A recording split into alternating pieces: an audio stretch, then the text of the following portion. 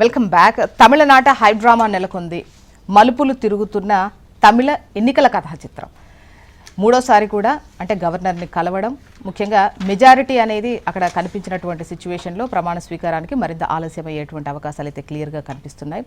ఈ క్రమంలో వీసీకే అదేవిధంగా ఐయుఎంఎల్ చివరి నిమిషంలో డిఎంకేతోనే ఉంటామని చెప్పేసి అటు ఐయుఎంఎల్ అయితే క్లియర్గా చెప్పేసింది.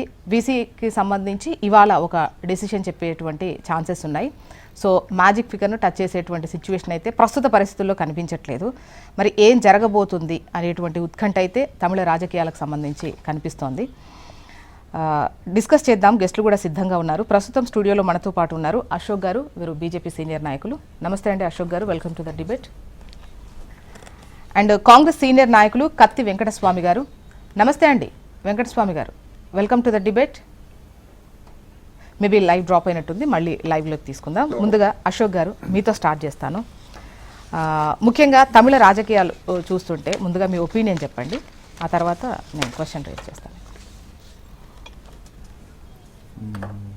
తమిళ రాజకీయాలు అనేది అంటే విజయ్ గారికి మెజారిటీ లేనట్లుంది. అక్కడ లేదు, మెజారిటీ లేదు కాబట్టి గవర్నర్ ఆయన సాటిస్ఫై కాకపోవడంతో మూడోసారి కూడా వెళ్ళిపోయి లెటర్ ఇవ్వడంతో వారికి కరెక్ట్ మెజారిటీ లేకపోవడంతో వారికి ఆహ్వానించలేదని అనుకుంటున్నాను. అది గవర్నర్ అధికారం. గవర్నర్ ఎప్పుడు కూడా అంటే సుప్రీంకోర్టు ఒకసారి ఒక రూలింగ్ ఇచ్చింది మేడం. ఏమంటే ఒకసారి జగదంబిక పాలని యూపీలో కళ్యాణ్ సింగ్ ప్రభుత్వం ఉన్నప్పుడు జస్ట్ కాంగ్రెస్ వాళ్ళు ఆయనను బీజేపీని విడదీసి ఒక రాత్రి నైట్లోనే ఆయనతోటి ప్రమాణ స్వీకారం చేయించారు. జస్ట్ 2 days తర్వాత సుప్రీంకోర్టుకి వెళ్ళిండ్రు బీజేపీ వాళ్ళు. సుప్రీంకోర్టు వెళ్ళినప్పుడు సుప్రీంకోర్టు క్లియర్గా ఏమన్నదంటే జగదంబిక పాలకు మెజారిటీ లేనప్పుడు మీరు ఎట్లా ప్రమాణ స్వీకారం చేయించారు, నేను తొందరగా ఒక 2 days లోపల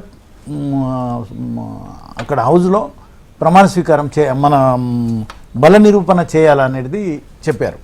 చెప్పినప్పుడు జగదంబిక పాల్ ఓడిపోయారు. అక్కడ జగదంబిక పాలకు అక్కడ మెజారిటీ లేనప్పుడు సుప్రీంకోర్టు మళ్ళీ ఏం రూలింగ్ ఇచ్చిందంటే గవర్నర్ ఎప్పుడైతే పూర్తిగా సాటిస్ఫై అవుతారో, ఎప్పుడైతే ఆయన క్లియర్గా ఈ గవర్నర్ ముందరనే కాకుండా హౌస్లో కూడా మెజారిటీ నిరూపణ చేయగలుగుతాడని సాటిస్ఫై అయినప్పుడు మీరు పిలవచ్చు.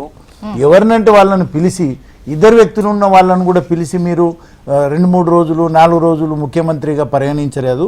ఈ జగదింబక పాలనే ఆయనకు జీవితంలో ఎప్పుడు కూడా ముఖ్యమంత్రి అనే వర్డ్ వాడకూడదు, ముఖ్యమంత్రి అనేది హోదా ఆయనకు మాజీ ముఖ్యమంత్రి అనేది ఉండదు అని ఒక రూలింగ్ ఇచ్చారు. చాలా సందర్భాల్లో చాలా రకరకాల రూలింగ్స్ ఉన్నాయి. కాబట్టి గవర్నర్ అధికారం మేడం, అది గవర్నరు ఆ రాష్ట్రానికి ప్రథమ పలు విమర్శలు కూడా పెద్ద ఎత్తునే వస్తున్నాయి. అంటే గవర్నర్ పిలవాల్సింది, అంటే మిగతా సిచ్యువేషన్ అంటే మిగతా రాష్ట్రాల్లో ఒక రకమైనటువంటి పద్ధతి పాటించారు. మెజారిటీ స్థానాలు సంపాదించిన వాళ్ళను మీరు ముందు అంటే మ్యాజిక్ ఫిగర్ దాటగలుగుతారా లేదా అనేటువంటిది ఒక ఆహ్వానం ఉండేది. బట్ అటువంటి సిచ్యువేషన్ లేకుండా ఇక్కడ మూడోసారి వెళ్ళినప్పటికీ ముందు అవకాశం ఇవ్వట్లేదు మాట్లాడుతున్నారు. రాజ్యాంగంలో క్లియర్గా ఎవరిని పిలవాలా ఎవరిని పిలవకూడదు సాటిస్ఫాక్షన్ అయిన తర్వాత అది గవర్నర్కు విచక్షణ అధికారం ఉంది. అది గవర్నర్ అధికారాన్ని ఎవరు కూడా ఇది రాంగ్ ఇది రైట్ అని అనలేరు. గవర్నర్ ఏ రోజు కరెక్ట్ అనిపిస్తుందో ఈయనకు మెజారిటీ ఉంది ఈయనని. మరి విజయ్ గారికి ఆయన 3 సార్లు కలిశారు, 3 times కూడా ఆయన లెటర్స్ ఇస్తలేరు కదా వారికి. మరి అసెంబ్లీ లెటర్లు నిరూపిస్తారు కాబట్టి ఆయన పిలవకపోవచ్చు. అది ప్రజాస్వామ్యంలో ఎవరికి మెజారిటీ ఉంటుందో వారు ముఖ్యమంత్రి. విజయ్ గారు 118 seats ఎవరైతే మెంబర్స్ ఉన్నారో వారిని నిరూపిస్తే ఆయనకు పిలుస్తారు కదా. అందులో ఎటువంటి వారేం అడుగుతున్నారు, మీకు మద్దతు ఎవరు ఇస్తున్నారు, నాకు లెటర్ ఇవ్వండి అని అడుగుతున్నారు. మరి ఆయన లెటర్ ఇచ్చేస్తే సరిపోతుంది కదా. లెటర్ ఇవ్వకుండా వారు మద్దతు ఇవ్వకుండా మాకు పిలవండి అంటే అది ప్రజాస్వామ్యం కాదు కదా. అంటే మెజారిటీ ఎవరికి ఉంటే వారికే కదా ప్రజాస్వామ్యంలో. మరి ఇక్కడనే లెటర్ ఇవ్వనప్పుడు మీరు అసెంబ్లీలో పోయి హార్స్ రైడింగ్ చేస్తారా అసెంబ్లీలో పోయి? అంటే తప్పు కదా అది. కాబట్టి ఎవరికి మెజారిటీ ఉంటే ఇంకా కొన్ని రోజులు చూస్తారు, ఇంకా ఎవరన్నా వచ్చి ఆయనకు మేము మద్దతు పలుకుతే ఆయనకు పిలుస్తారు. అందులో ఏమి గవర్నర్ అయితే ముఖ్యమంత్రి కాలేరు కదా.